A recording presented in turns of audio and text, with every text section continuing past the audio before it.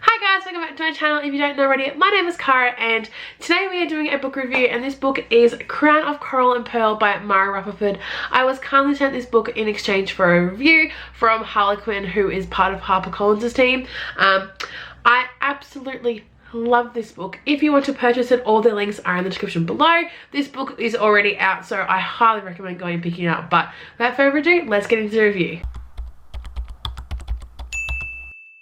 So as I said, I was kindly sent this book for review, so all thoughts and opinions of course are my own, but honestly I have nothing bad to say about this book. I loved it. So I'm going to read the blurb for you first. For generations, the princes of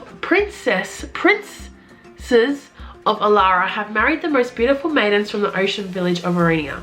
But though every girl longs to be chosen as the next princess, the cost of becoming royalty is higher than the most of them could ever imagine. Noor once dreamed of seeing the wondrous wealth and beauty of Alara, the kingdom that's ruled her village for as long as anyone can remember. But when a childhood accident left her with a permanent scar, it became clear that her identical twin sister Zadie would likely be chosen to marry the crown prince, while Noor remained behind, unable to ever set foot on land.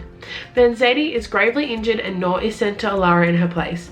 To Noor's dismay, her future prince, Prince Siren, is as forbidding and cold as his house, a castle caved into a mountain and devoid of sunlight.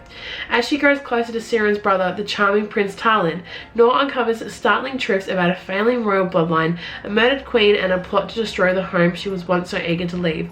In order to save her people, Noor must learn to negotiate the treacherous protocols of a court where lies reign and obsession rules.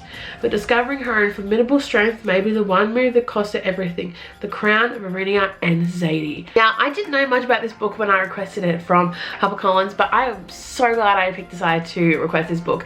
So basically we have this story of, it's like a royal story, and I love stories about princesses and queens and royal competitions and all that stuff. I absolutely love them.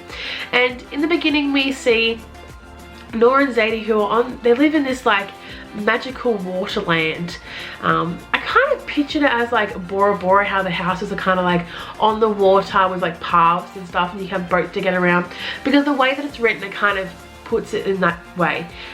So the houses are all just on top of the water.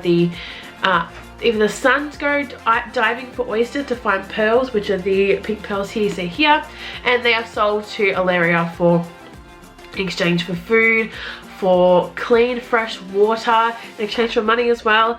And that is what Zadie and Noor must do in order to help the family, because they have no brothers. So they dive for pearls and, you know, watch out for corals. And here is our blood coral right here. And I absolutely love the way the world was written.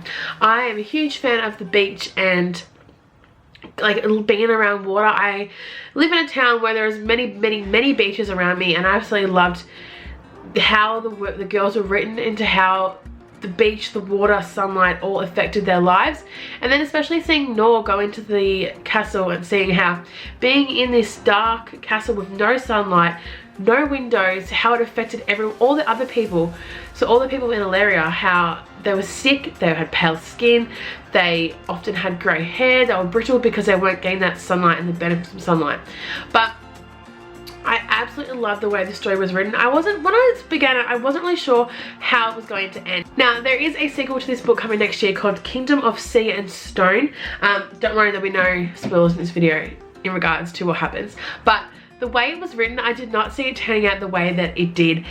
There was a real, I wouldn't say love triangle, but you could definitely see the way that Noor's heart was going and how important it was to her to make sure that her family was still safe, and that she would do anything in order to keep them safe, even when she was so far away from them. Because it did take her 5 days it did take a 5-day journey just to get to Alleria from her town. And it wasn't just, no, it's not just easy for her to go back there and leave. But this is just, you know when like a story just literally finishes and you're like, oh my god, I just want to know more. Like the way this ended, I was like, I just want to know what happens next. And I absolutely loved Talin. He was the prince's brother, half brother. Siren, I actually quite liked him as a character. I thought he was a really great main character. He was an asshole, but a good asshole.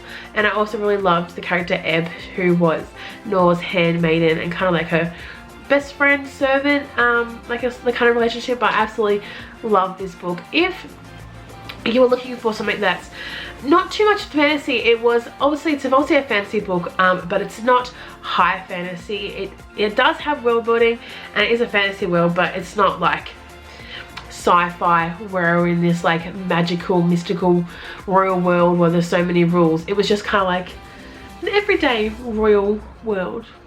But yeah, as I said, thank you so much to HarperCollins for sending me this book for review. If you want to check out Crown of Coral and Pearl, I will leave all the links down below where you can purchase it, and make sure you definitely check it out. This is a really great YA read. I didn't actually realize it was YA. I thought it was an adult read, but even just get this book for the cover, like, it's just so pretty. It's just so pretty. But I absolutely love this book. I gave it a 4 out of 5 stars, and I can't wait for the sequel. So congratulations, Mara, for an absolutely wonderful book. I think this actually might be her debut novel, so congratulations, and I can't wait for the sequel. As I said, if you guys want to check out the book, all the purchase links are down below. So if you guys enjoyed this video, make sure you give it a big thumbs up, and make sure you hit that subscribe button as well. I'm trying to hit 1,000 by the end of the year, as you well and truly know. And I hope to see you all next week in another video. Bye!